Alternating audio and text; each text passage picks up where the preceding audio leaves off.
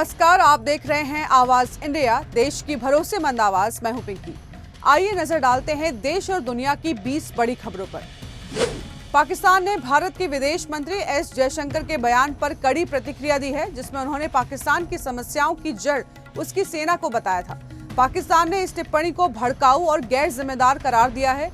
ये बयान जयशंकर ने नई दिल्ली में एक कार्यक्रम के दौरान दिया था। दिल्ली एयरपोर्ट पर सोमवार को इंडिगो की 134 उड़ानें रद्द होने से यात्रियों को भारी दिक्कतों का सामना करना पड़ा। इसमें 75 प्रस्थान करने वाली और 59 आगमन वाली उड़ानें शामिल थी। एयरपोर्ट प्रशासन ने यात्रियों से उड़ान की स्थिति जांच कर ही निकलने की सलाह दी है। लगातार रद्द और विलंबित उड़ानों ने भीड़ बढ़ा दी है। ईडी ने तमिलनाडु के मंत्री के.एन. नेहरू के खिलाफ 1020 करोड़ रुपए के भ्रष्टाचार का आरोप लगाया। एजेंसी का दावा है कि टेंडरों में बड़े पैमाने पर हेराफेरी और रिश्वतखोरी हुई है। ईडी ने राज्य सरकार से नई एफआईआर दर्ज करने की मांग भी की है। डीएमके ने इसे कार्रवाई को राजनीतिक प्रोपेगेंडा बताया है। तेलंगाना के मुख्यमंत्री रेवंत रेड्डी ने हैदराबाद की एक सड़क का नाम डोनाल्ड ट्रंप के नाम पर रखने का प्रस्ताव दिया। ये कदम आगामी तेलंगाना राइजिंग ग्लोबल समिट से पहले उठाया गया है। अमेरिकी दूतावास के पास की सड़क को डोनाल्ड ट्रंप एवेन्यू का नाम देने की तैयारी है। शहर में गूगल स्ट्रीट और रतन टाटा के नाम पर भी सड़कें प्रस्तावित हैं। देहरादून के झाझरा क्षेत्र के दून संस्कृति स्कूल ने अपने पाठ्यक्रम में श्रीमद् भगवद गीता को शामिल कर ऐतिहासिक पल की है। ये प्रदेश का पहला जनजातीय विद्यालय है जिसने ऐसा कदम उठाया है। अब छात्र हिंदी, गणित, अंग्रेजी के साथ गीता का दैनिक पाठ भी करेंगे।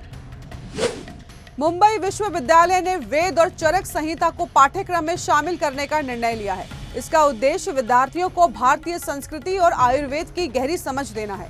विश्वविद्यालय का कहना है कि इससे छात्रों को व्यापक और समग्र शिक्षा मिलेगी। ये नया कदम विद्यार्थियों को भारतीय ज्ञान परंपरा से जोड़ने की पहल है। यूपी सरकार ने राज्य में अवैध बांग्लादेशी और रोहिंग्या घुसपैठियों के लिए डिटेंशन सेंटर बनाने का निर्माण लिया है। पुलिस अब तक 6500 से अधिक ऐसे लोगों को पकड़ चुकी है। इन लोगों को कानूनी प्रक्रिया पूरी होने तक सेंटर में रखा जाएगा। इसके बाद इन्हें वापस भेज दिया जाएगा। बाहरी दिल्ली के रिठाला गांव की नाला रोड की मरम्मत 1 साल से लंबित है, जिससे लोगों को भारी परेशानी हो रही है। मानसून में सड़क टूटने के बाद से ये मार्ग लगातार बंद है। रिठाला मेट्रो स्टेशन तक जाने वाले वाहन चालकों को लंबा चक्कर लगाना पड़ रहा है। क्षेत्र में ट्रैफिक जाम आम हो गया है। लोग जल्द काम शुरू करने की मांग कर रहे हैं। चिल्ला एलिवेटेड रोड परियोजना तेजी से आगे बढ़ रही है और इसके समय पर पूरा होने की उम्मीद है। ये मार्ग दिल्ली नोएडा बॉर्डर से महामाया फ्लाईओवर तक जाम से राहत दिलाएगा।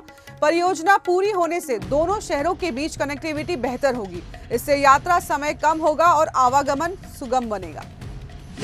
गोरखपुर के शहीद अशफाक उल्ला खां प्राणी उद्यान में ठंड से जानवरों को बचाने के लिए विशेष इंतजाम किए गए।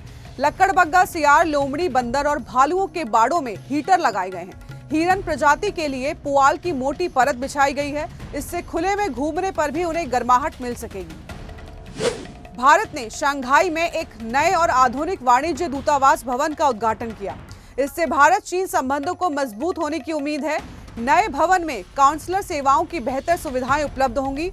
भारतीय नागरिकों को वीजा और अन्य सेवाओं में आसानी मिलेगी। नेटफ्लिक्स ने वार्नर ब्रदर्स को खरीदने के लिए $88 बिलियन का प्रस्ताव दिया। इस डील का अमेरिकी राष्ट्रपति डोनाल्ड ट्रंप ने विरोध किया। ट्रंप ने कहा है कि इस सौदे से कई समस्याएं पैदा हो सकती हैं। उन्होंने शर्त रखी, यदि डील आगे बढ़ी तो उन्हें बैठकों में शामिल किया जाए। इजराइल के प्रधानमंत्री बेंजामिन नेतन्याहू ने संन्यास की अटकलों का खंडन किया है। भ्रष्टाचार मामलों में राहत मिलने के बाद उनके राजनीति छोड़ने की चर्चाएं तेज थी। उन्होंने स्पष्ट किया है कि वे सार्वजनिक जीवन में सक्रिय रहेंगे। नेतन्याहू ने समर्थकों को भरोसा दिया है कि वे देश के लिए कार्य करते रहेंगे। कोलंबिया के उत्तर पूर्व में एनएलए ने 2 पुलिस अधिकारियों की हत्या कर दी है। राष्ट्रपति गुस्तावो पेट्रो ने घटना की कड़ी निंदा की। ये संगठन 1960 के दशक से सक्रिय मार्क्सवादी गुरिल्ला समूह है। सरकार और एनएलए के बीच शांति वार्ता पहले कई हमलों के बाद रुक गई थी। घटना के बाद सुरक्षा बलों को सतर्क कर दिया गया है। बांग्लादेश में चुनावों से पहले एनसीपी और जमात इस्लामी की शाखा ने नया गठबंधन बनाया है। इस गठबंधन का नाम गणतांत्रिक संस्कार जोट रखा गया है। इसका उद्देश्य राजनीतिक परिवर्तन और आर्थिक मुक्ति बताया गया है। एनसीपी संयोजक नाहिद इस्लाम ने इसे नए बांग्लादेश के निर्माण की दिशा में एक अहम कदम बताया है। थाईलैंड और कंबोडिया के बीच सीमा विवाद फिर से बढ़ गया है। थाई सेना ने कंबोडिया पर हवाई हमला किया, जिसके बाद तनाव बढ़ा। कंबोडिया ने आरोप लगाया है कि थाईलैंड ने मंदिरों को निशाना बनाया है। वहीं थाईलैंड ने कहा है कि कंबोडिया ने नागरिक क्षेत्रों पर रॉकेट दागे। सीमा क्षेत्र से हजारों लोग सुरक्षित इलाकों की ओर जा रहे हैं। पेरिस के लूवर संग्रहालय में पानी के रिसाव से मिस्र के पुरावशेष विभाग की महत्वपूर्ण पुस्तकों को नुकसान पहुंचा। कई दुर्लभ और मूल्यवान पुस्तकें गीली हो गई। संग्रहालय प्रशासन नुकसान का आकलन कर रहा है। संरक्षण कार्य के लिए विशेषज्ञों को बुलाया गया है।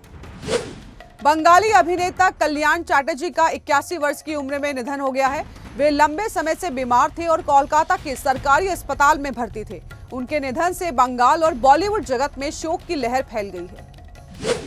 कटक में होने वाले T20 मैच को देखते हुए शहर के ट्रैफिक प्लान में बदलाव किया गया है। पुलिस ने कई मार्गों में डायवर्जन लागू किए हैं। सुरक्षा के मद्देनजर अतिरिक्त बल तैनात है। प्रशासन ने लोगों से नया रूट प्लान देखकर ही यात्रा करने की अपील की है। शाकिब अल हसन ने अपने टेस्ट और T20 संन्यास के फैसले को वापस लेते हुए स्पष्ट किया है कि उन्होंने आधिकारिक रूप से किसी भी फॉर्मेट से संन्यास नहीं लिया है। उन्होंने कहा कि वे बांग्लादेश लौटकर एक पूरी घरेलू सीरीज खेलने के बाद संन्यास लेंगे। शाकिब ने फैंस को समर्थन के लिए धन्यवाद दिया।